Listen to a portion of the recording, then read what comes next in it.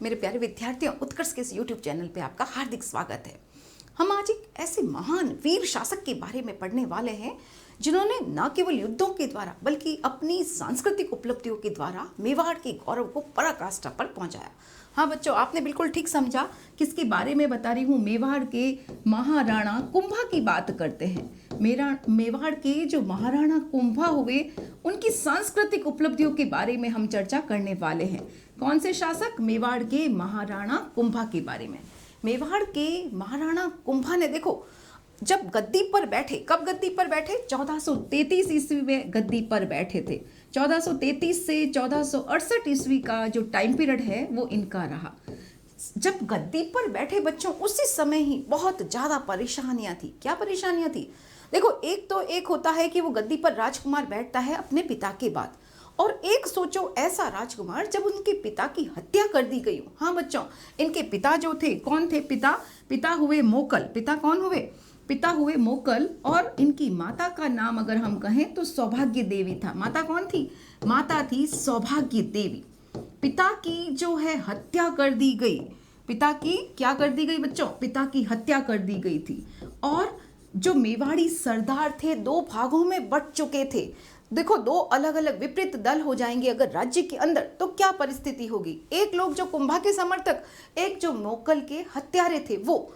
तो इस प्रकार चाचा और मेरा जो हत्यारे थे वो, और दूसरी तरफ कुंभा के समर्थक लोग, मेवाड़ी सरदार, दो भागों में बंट गए। और जब आंतरिक अव्यवस्था होती है बच्चों, तो उस समय राजपूत, जो दूसरे अन्य राजपूत जो अधीनस्थ होते हैं, वो भी स्वतंत्र होने की कोशिश करते हैं।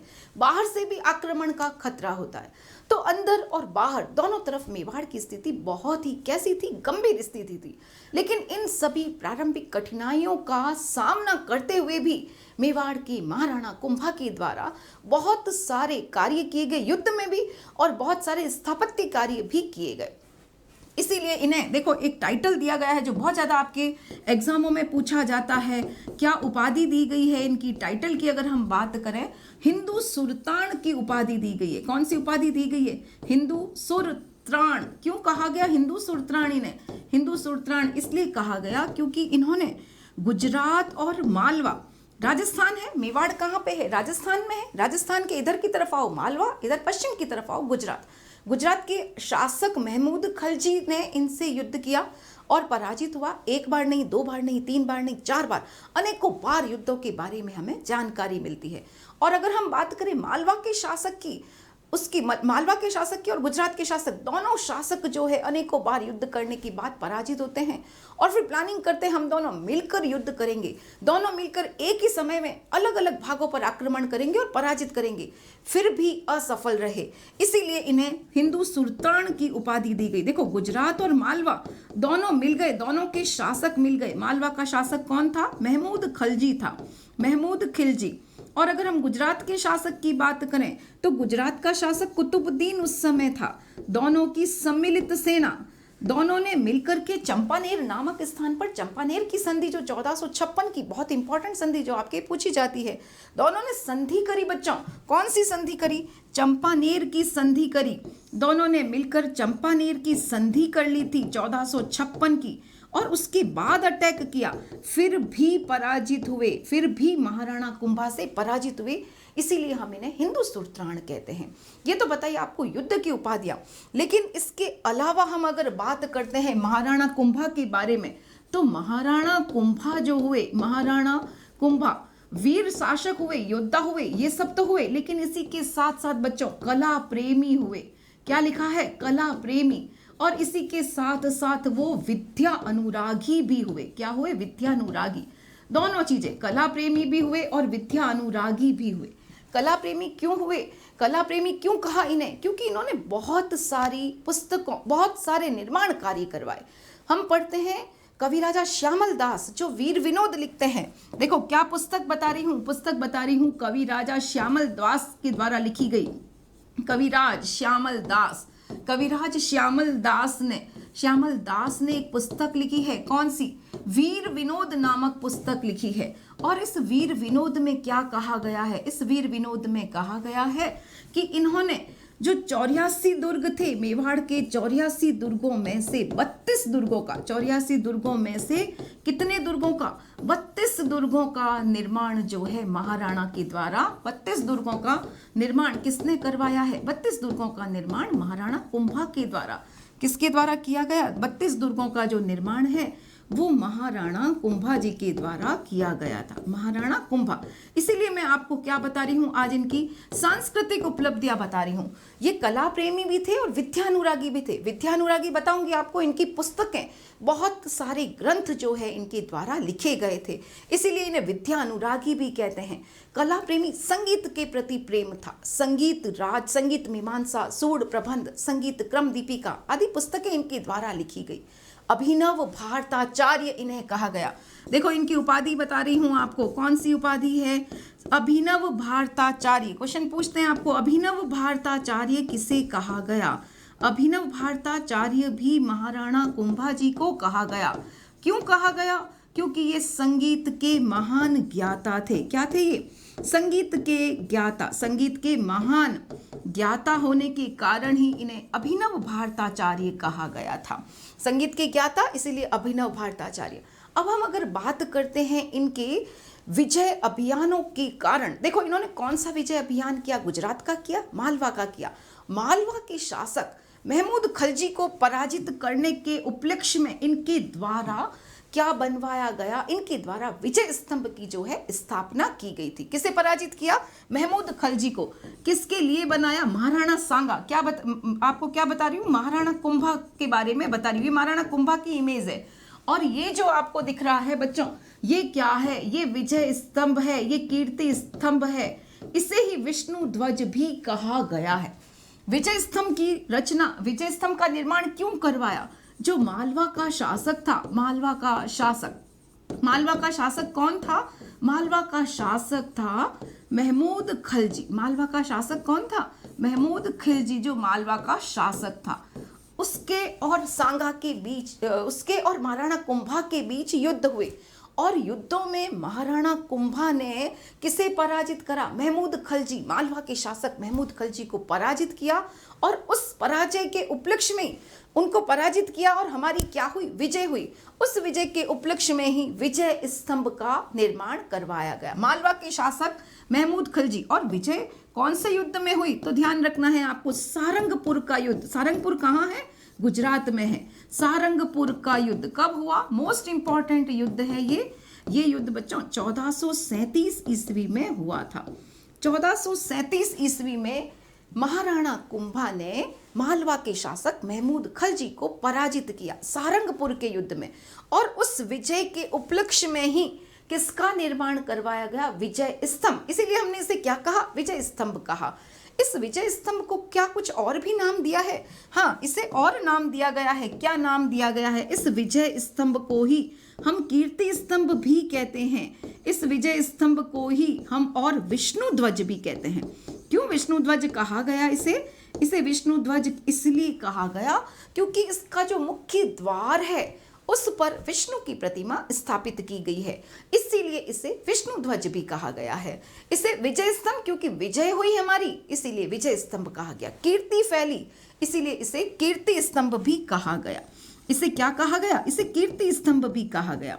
हम बात करते हैं ये है कहाँ पे? ये जो विजय स्तंभ है वो बच्चों कहाँ पर स्थित है? तो वो चित्तौड़ दुर्ग के अंदर स्थित है। ये क्या है? ये चित्तौड़ का दुर्ग है, और चित्तौड़ दुर्ग के जब हम अंदर आते हैं वहां पर ये स्थित है। तो सबसे पहली बात आपको ध्यान रखनी है कि ये विजय स्तंभ जो है वो कहाँ पर स्थित है? ये चित्तौड़ दुर्ग है, तो चित्तौड़ दुर्ग के भीतर स्थित है। कहाँ है ये? चित्तौड़ दुर्ग के अंदर स्थित है, के भीतर जो है ये स्थित है। थोड़ा सा हम विजय स्तंभ के बारे में पढ़ेंगे कि विजय स्तंभ जो है वो कितनी मंजिला है, कितना फिट है, इसके बारे में हम बात करते हैं। विजय स्तंभ, सबसे पहले ये बताओ विजय स्तंभ का निर्माण क्यों किया गया? विजय स्तंभ का जो निर्माण है वो क्यों किया गया? हमने किस पर विजय प्राप्त करी? हमने मालवा पर विजय प्राप्त करी। तो मालवा पर विजय के उपलक्ष्य में किसके द्वारा? महाराणा कुंभा के द्वारा।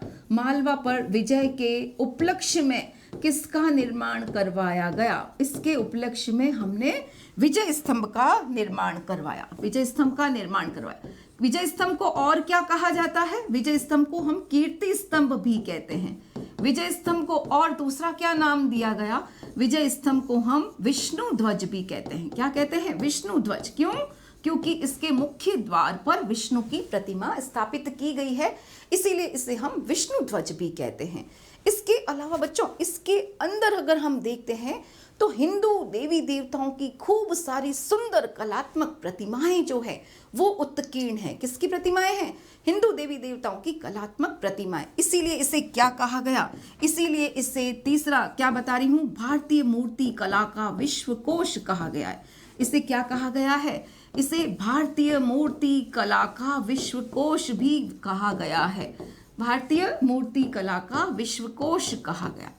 अगर हम इसकी मंजिल की बात करें कि ये कितने मंजिला है, तो हम क्या देखते हैं? ये 9 मंजिला है। कितनी मंजिल है इसमें? अगर हम ऊपर देखते हैं कितनी मंजिल है, तो 9 मंजिला और खूब सारी देवी देवताओं की मूर्तियां हमें दिखाई देती है। अगर हम इसकी ऊंचाई की बात करते हैं तो ऊंचाई कितनी है इसकी? 122 फीट ऊंचा है। कितना ऊंचा है? 122 फीट ये ऊंचाई पर ऊंचा स्थित है। इसके अलावा खास बात जो आपकी परीक्षा में पूछी जाती है वो है इसके निर्माण करने वाले वो कौन थे।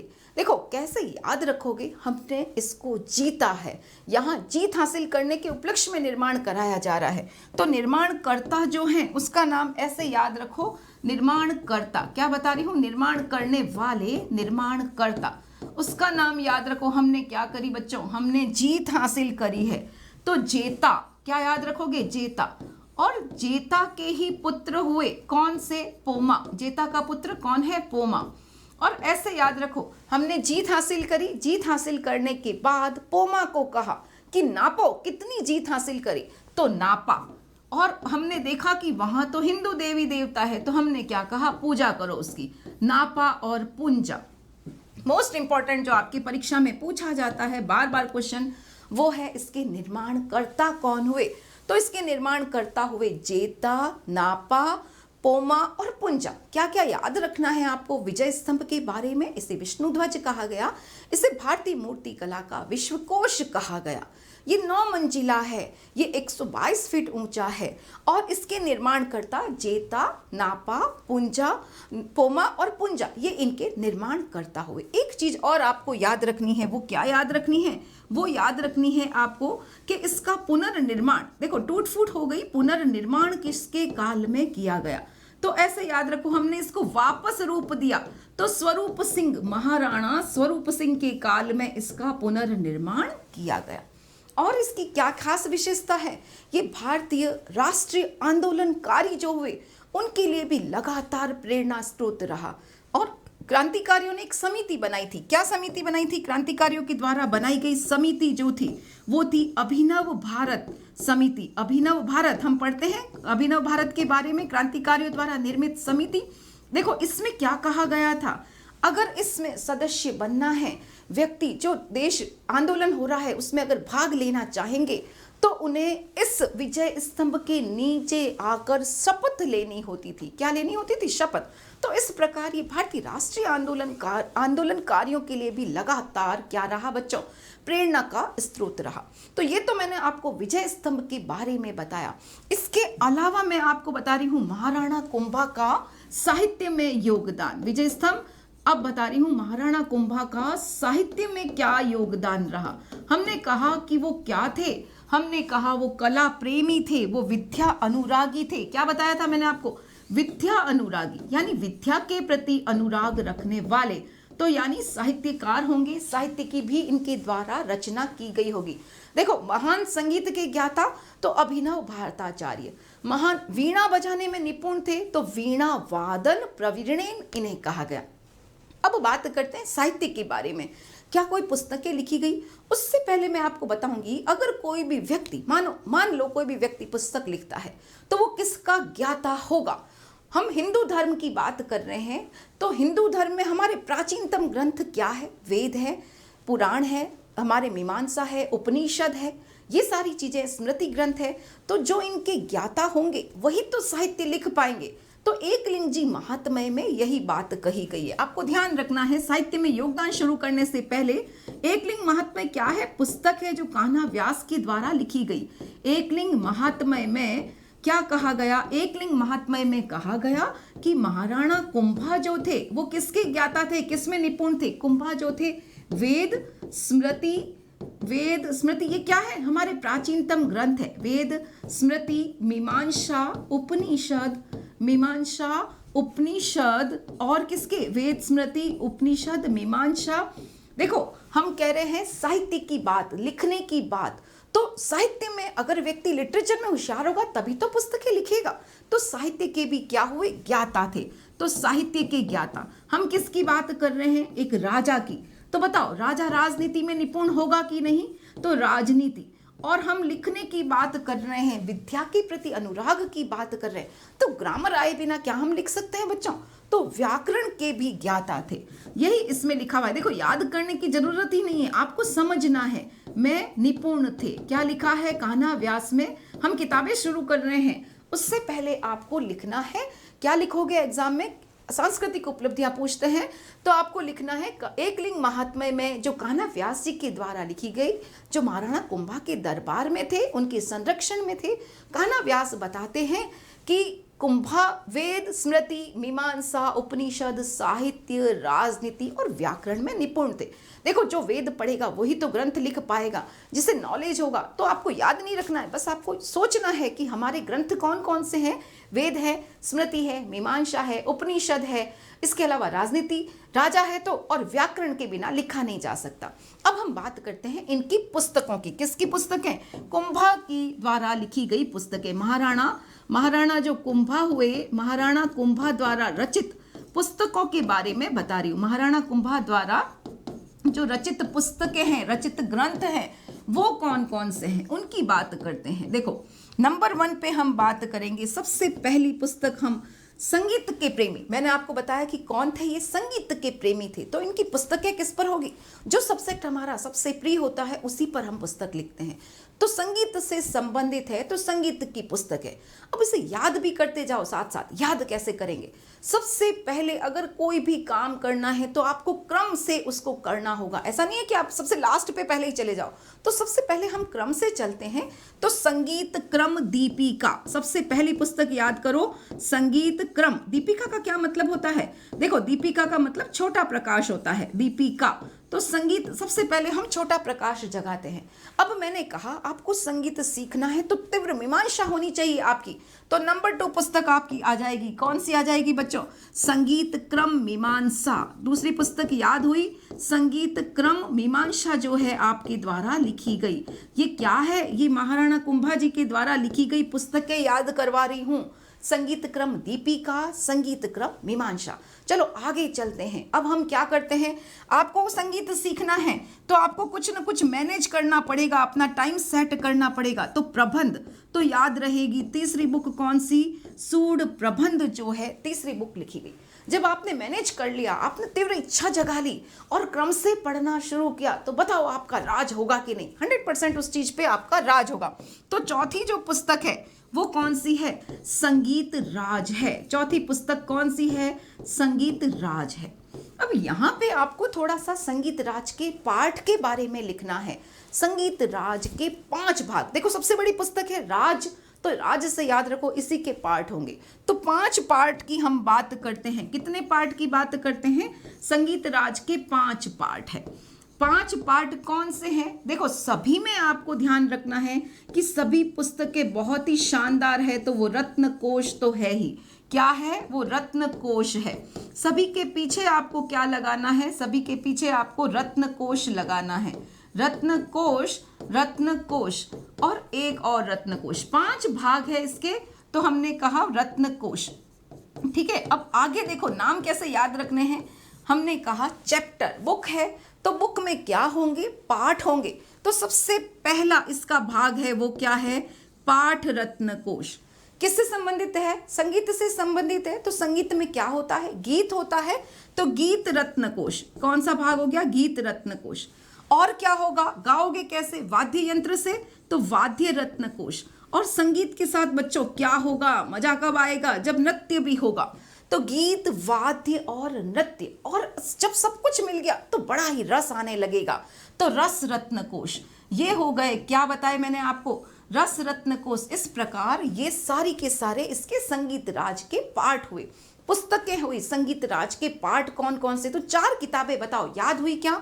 संगीत क्रम दीपिका, क्रम से काम करो, हृदय में इच्छा को जागृत करो, प्रबंध करो, मैनेज करो समय को, तो आपका देखो राज हो जाएगा। अब ये तो हुई इनके द्वारा लिखित पुस्तकें।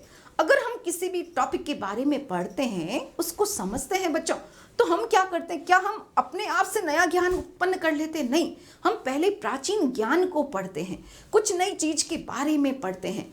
तो इन्होंने भी कुछ संगीत से संबंधित पुस्तकों को पढ़ा और उस पर टीकाएं लिखी। तो टीकाएं कौन सी, ये भी इन्हीं के साहित्य में योगदान बता रही हूँ। 4 तो किताबें आपको मैंने बता दी, अब इसके आगे उनके द्वारा साहित्य में योगदान और क्या रहा, नंबर 5 पे बता रही हूँ। नंबर 5 पे मैंने कहा कि संगीत से संबंधित जो पुस्तकें थी उस पर टीकाएं लिखी। तो संगीत से संबंधित पुस्तक कौन सी थी? जयदेव की पुस्तक थी गीत गोविंद। जयदेव की पुस्तक कौन सी थी? गीत गोविंद। और इस पर क्या लिखी? गीत गोविंद की टीका इनके द्वारा लिखी गई। टीका क्या है बच्चों?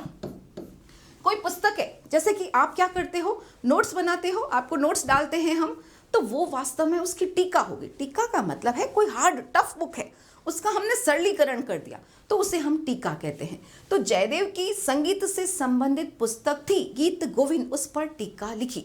इसके अलावा शारंग देव की पुस्तक थी, किसकी पुस्तक थी? सारंग देव की पुस्तक थी। किसकी? शारंग देव की पुस्तक थी। कौन सी पुस्तक थी? सारंग देव की पुस्तक थी संगीत रत्नाकर। संगीत रत्नाकर, और उस पुस्तक पर भी इन्होंने क्या करी? संगीत रत्नाकर पर भी टीका लिखी। और एक और आपको याद रखना है, चंडी शतक की टीका लिखी। चंडी शतक बाण भट्ट के द्वारा लिखी गई पुस्तक है, उन पर भी इन्होंने क्या लिखी? चंडी शतक की भी इनके द्वारा व्याख्या की गई। चंडी शतक की भी व्याख्या की गई। तो इस प्रकार 4 तो संगीत से संबंधित पुस्तकें याद रखनी है, 5 नंबर पे जयदेव की, सारंग देव की और चंडी शतक। तो 7 आपको मैंने बताई कि इस प्रकार इनके द्वारा क्या किया गया। ये अब हम बात करते हैं इनके द्वारा विभिन्न भाषाओं में नाटक की भी रचना की गई। भाषाएं कौन कौन सी? तो देखो इसके बाद क्या याद रखोगे, कौन सी भाषा? नंबर 8 पे बता रही हूँ, महाराष्ट्र की भाषा। तो महाराष्ट्री भाषा में, उसके अलावा इसे हम क्या कहेंगे? मराठी भाषा। महाराष्ट्र की कौन सी भाषा है? मराठी भाषा। तो मराठी भाषा में, कन्नड़ भाषा में और मेवाड़ी भाषा में, कन्नड़ और मेवाड़ी भाषा में भी इनके द्वारा 4 नाटक लिखे गए। भाषा में महाराणा कुंभा ने कितने नाटक? 4 नाटकों की रचना की। 4 नाटकों की रचना की। ये भी साहित्य में बड़ा योगदान है, साहित्य में इनका योगदान। अब हमने कहा कि विजय स्तंभ का इन्होंने निर्माण करवाया, तो उसमें प्रशस्ति भी लिखवाई थी। तो प्रशस्ति लिखवाने से पहले इन्होंने खुद ने बहुत सारी प्रशस्तियों का अध्ययन भी किया था। तो उसके बाद इनका योगदान हम लिखेंगे। देखो क्या कह रही हूँ, कीर्ति स्तंभ प्रशस्ति जो है, कीर्ति स्तंभ प्रशस्तियों का इनके द्वारा अध्ययन किया गया। प्रशस्ति जो थी, प्रशस्तियों का इनके द्वारा खूब अध्ययन किया गया। कीर्ति स्तंभ प्रशस्तियों ये विषय है, इस विषय पर भी क्या किया? खूब अध्ययन किया और इनके द्वारा एक ग्रंथ लिखा गया। प्रशस्तियां जो होती है, कीर्ति स्तंभ जो होते हैं, प्रशस्तियां होती है, उनका अध्ययन किया और उसके बाद इस विषय पर भी इनका एक ग्रंथ लिखा। इस ग्रंथ को इन्होंने पत्थरों पर उत्कीर्ण करवाया और उसे ही बाद में विजय स्तंभ पर लगवाया था। तो ये ग्रंथ किस पर उत्कीर्ण करवाया गया? पत्थर पर। और इसे कहाँ लगाया गया? विजय स्तंभ। कहाँ है विजय स्तंभ? चित्तौड़ दुर्ग के भीतर स्थित है, तो उस विजय स्तंभ पर लगवाया गया। अंतिम पुस्तक आपको बता रही हूं, इनके द्वारा कामराज रतिसार नामक पुस्तक भी लिखी गई। कामराज रतिसार जो 7 भागों में विभक्त है, 7 भाग हमें इसके मिलते हैं। तो ये तो थी महाराणा कुंभा के खुद के द्वारा लिखी गई पुस्तकें। अब हम बात करते हैं महाराणा कुंभा के दरबार में भी देखो विद्वान रहते थे, इसीलिए एक उपाधि और बताती हूँ आपको। महाराणा कुंभा को क्या कहा गया है? राणो रासो कहा गया। क्या कहा गया? राणो रासो। क्यों कहा गया? राणो रासो का मतलब क्या है? इसका अर्थ है विद्वानों को संरक्षण देने वाला, यानी विद्वानों का संरक्षक। उसे हम क्या कहते हैं? राणो रासो कहते हैं।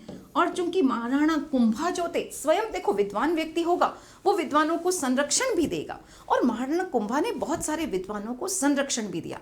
एक विद्वान की हम चर्चा कर रहे हैं बार बार, बताओ कौन से विद्वान? कान्हा व्यास जी का नाम मैं ले चुकी हूं, तो आपको सबसे पहला तो ध्यान रखना है कान्हा व्यास। कान्हा व्यास इनके दरबार में थे। बताओ इनके द्वारा क्या लिखी गई? एकलिंग महात्म्य लिखी गई। क्या लिखी गई? एकलिंग महात्म्य, जो मेवाड़ के बारे में बताती है। महात्म्य जो है इनके द्वारा लिखी गई थी। दूसरी पुस्तक के बारे में हम दूसरे राइटर की बात करते हैं। देखो इनके दरबार में एक बहुत ही शानदार वास्तुशास्त्री, हम कहते हैं कि ये स्थापत्य कला में बड़ा योगदान देते हैं, 84 में से 32 दुर्ग बनवाते हैं। तो स्थापत्य वाला भी तो कोई व्यक्ति होगा। हाँ बच्चों, तो वो व्यक्ति कौन थे? वास्तुशास्त्री जो थे वो मंडन थे। कौन थे? मंडन थे। कौन है ये? वास्तुशास्त्री हैं। वास्तुशास्त्री थे मंडन।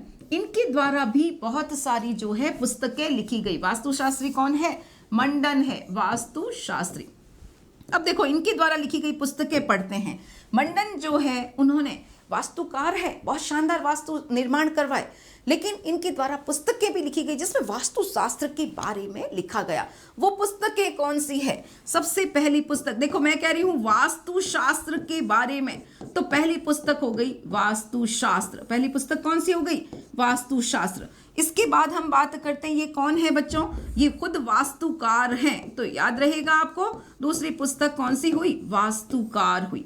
अब हम तीसरी पुस्तक की बात करते हैं। हमने कहा वास्तुशास्त्री है, वास्तुकार है, कौन है? वो मंडन है। तो वास्तु मंडन, वो कौन है बच्चों? मंडन है। तो ये हो गया वास्तु मंडन। अब वास्तु मंडन है तो वो बहुत ही सुंदर रचनाएं करेंगे। सबसे पहला, क्योंकि राजा के दरबार में है, तो प्रासाद यानी महल बनाएंगे, तो उस पर पुस्तक लिखी गई प्रासाद मंडन। ये सारी चीजें क्या बता रही हूं? पुस्तकों के नाम बता रही हूं। प्रासाद का मतलब क्या होता है? महल होता है। अब बताओ प्रासाद को कैसा बनाए? बहुत ही सुंदर रूप देते हैं। तो ऐसे याद रखो, नंबर 5 पे रूप मंडन, सभी के पीछे मंडन लगाना है क्योंकि राइटर मंडन है। अब रूप बनाया किसका? हमने प्रासाद का रूप बनाया। कैसे बनेगा? जब इसमें सुंदर सुंदर देवताओं की मूर्तियां होगी। तो छठा याद रखो, देव मूर्ति प्रकरण। छठा क्या हुआ? देव मूर्ति प्रकरण जो है पुस्तक इनके द्वारा लिखी गई। और सातवां, हम कौन से देवता की बात करते हैं? राजवल्लभ की बात करते हैं। तो ये सारी पुस्तकें मंडन के द्वारा बिल्कुल इजी वे में, देखो याद हुई क्या? वास्तुशास्त्र हैं, ये वास्तुशास्त्री हैं, वास्तुकला पर लिखते हैं, वास्तुकार हैं, वास्तु मंडन, प्रसाद मंडन, रूप मंडन, देव मूर्ति प्रकरण और राजवल्लभ, ये पुस्तकें इनके द्वारा लिखी गई। अब इनके दरबार में, कुंभा के दरबार में मंडन के भाई भी रहते थे, और उन मंडन के भाई का नाम क्या था? नाथा। नाथा कौन है? मंडन के भाई हैं। किसके भाई हैं? मंडन के भाई। इनके द्वारा भी एक पुस्तक लिखी गई, उसका क्या नाम है? उसका नाम है वास्तु मंजरी। क्या नाम है उसका? उसका नाम है वास्तु मंजरी। तो ये भी स्थापत्य में, साहित्य में योगदान हुआ। अब हम बात करते हैं गोविंद की। गोविंद कौन है? मंडन के पुत्र गोविंद भी दरबार में थे। मंडन के कौन से हुए? मंडन के पुत्र कौन थे? गोविंद। गोविंद भी महाराणा कुंभा के दरबार में थे और इनका भी बहुत योगदान रहा। किसमें? साहित्य के क्षेत्र में। गोविंद ने कौन सी पुस्तक लिखी? देखो उसकी बात करते हैं। गोविंद कहते हैं कि मुझे भी क्या चाहिए? मुझे भी थोड़ा सा पैसा चाहिए, मेरे भी द्वार पर दीपिका हो। दीपिका यानी उजाला। तो क्या लिखेंगे? सबसे पहली पुस्तक देखो, द्वार दीपिका। क्या कहा गोविंद ने अपने पिता से कि मुझे भी दीपिका चाहिए? तो याद हो गया द्वार दीपिका। और नंबर 2, तो पिता ने क्या कहा? कला को सीखो। तो क्या आ जाएगी? निधि। तो दूसरी पुस्तक हो गई आपकी कला निधि।